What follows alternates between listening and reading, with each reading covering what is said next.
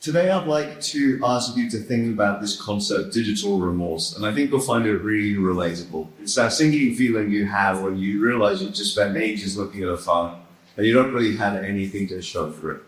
Specifically, I want you to think to the very end of your life. Imagine your time here on Earth is coming to a close. Your light is fading, and as you take your final breath here, I want you to ask yourself, what will you think about? What will you regret about your time on Earth? Will you wish you'd spent more time scrolling, crushed more candy, trolled more strangers, shared more content? I don't think so. In fact, I think the opposite might be true. I think you might regret doing too much of those things. Let's think about some statistics. Imagine you use your phone 4 hours a day.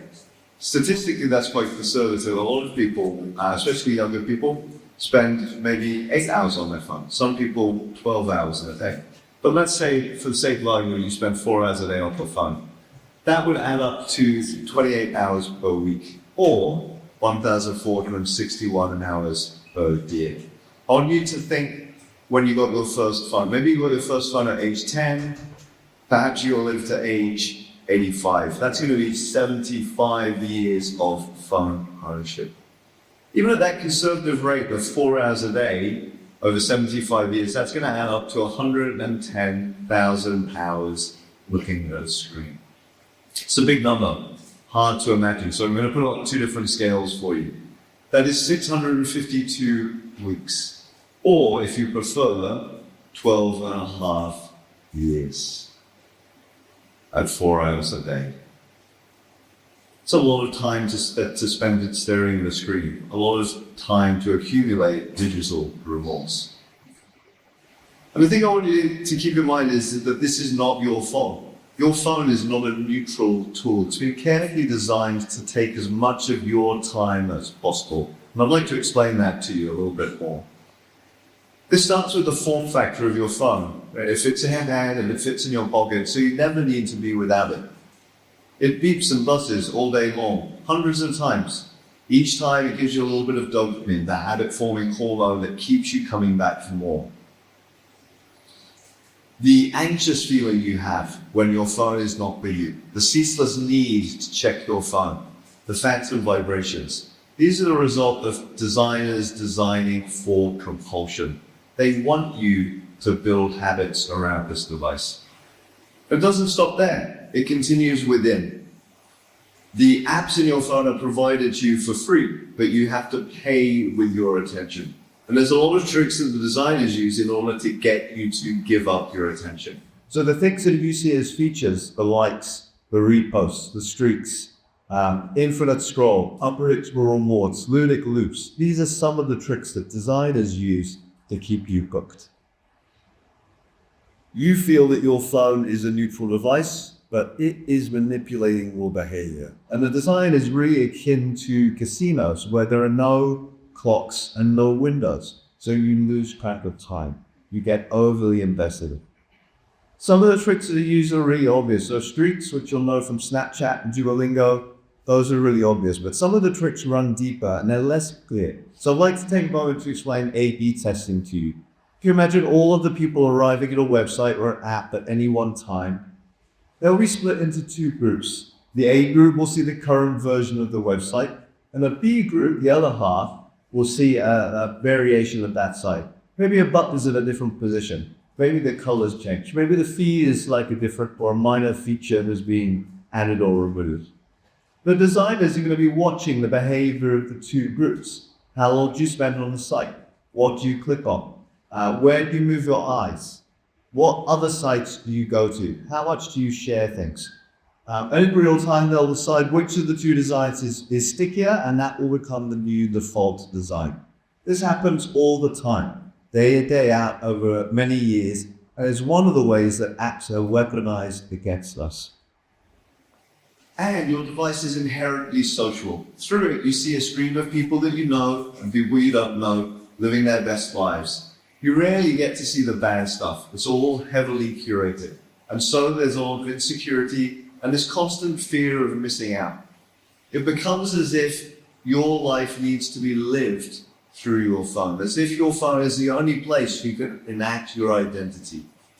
And you might start asking yourself, what is my life worth if people cannot see in real time what I'm doing?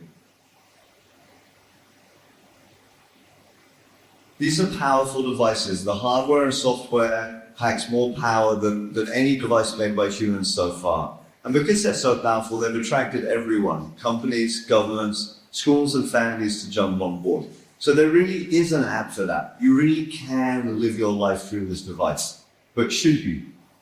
Given all of this, it's not surprising that we can't stop looking at these devices.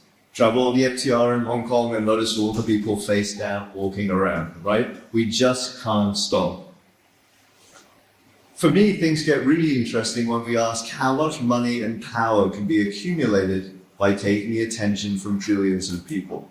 So today, 7 of the world's top 10 richest companies are tech firms. And that's happened in 30 years through psychological manipulation. The CEOs and founders of these companies have become the most powerful people in the world. Today, your attention is the modern equivalent of coal and oil. It is a precious resource to be exploited and extracted. In a very real sense, you are not the customer in this attention economy. You are the product.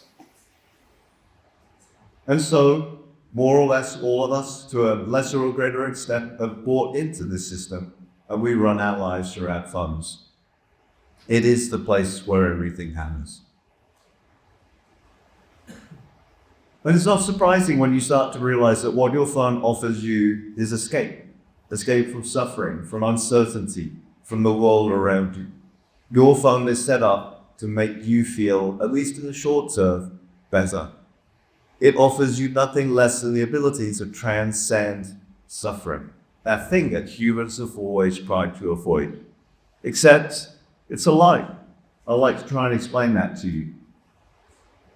When I was younger, I hated the feeling of being bored.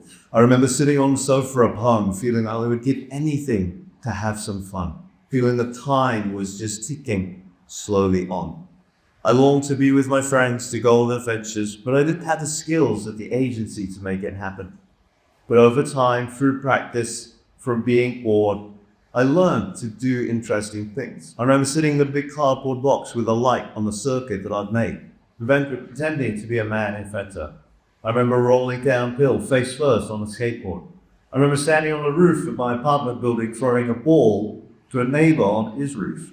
Every time we dropped it, we had to run down 3 flights of stairs and then come back up. These diversions, these games, it had to be invented, it had to be created, and we had to sustain them through our own energy. And I realized through that process so much of who I am. I learned to be creative. I learned to think of others. I learned to solve problems and take risks in the real world. And I realized in retrospect that life without boredom is really dull. Right? Boredom is the yin to one's yang. It is the shadow in which we see the light most clearly.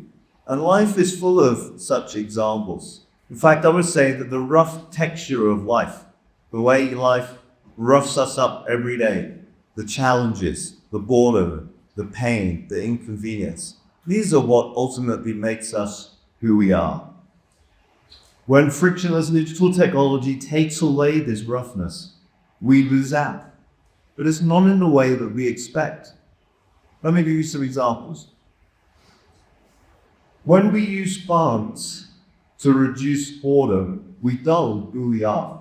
We cover ourselves in the same thin, dry, and homogeneous culture as everyone else. We become more boring, more bored. When we use digital devices to avoid the pain of human connection, of human relations, we end up lonely and isolated. We turn to the company of strangers, disinhibited online, or we find approval. We find ourselves worried and we withdraw. We become afraid of the very human connection that we seek. When we play video games, they're carefully calibrated to make us feel good. We end up feeling hollow, desperate for a real win. We become hyper-competitive, narrowly focused. And when, having done these things, we feel low, where do we turn? Go back to our smartphones. and constant companion, thing that will never leave us alone. The truth is, you don't need me to tell you these things, because I suspect you feel them each and every day as you live your lives. But the truth is that you are the only person that can change this state of affairs for yourself. So I'd like to finish with 3 different strategies that you can use to defang the beast that follows you everywhere. The first of these is self-awareness. It's really hard to tackle a problem when you don't know the scope of it. But modern smartphones make it easy. Whether it's Android on the left or iOS on the right, you can see clearly how much time are you spending each day on your device. How many times are you picking it up? How many notifications, distractions are you getting? Take a look and ask yourself, am I 4 hours a day? Is this 12 and a half years of my life? Am I 8 hours a day? Is this 25 years of my life? Arming yourself with some knowledge, with some statistics, is a great first step to take in this journey. The second thing is to ask yourself what gives your life meaning. Studies of lonely, isolated rats, and yes, scientists produce lonely, isolated rats. Studies of these rats show that when they're given the opportunity to drink cocaine-laced water, they will consume as much of the drug as it takes for them to collapse and die. On the contrary, happy, socialized rats will try the drug before turning their back on it.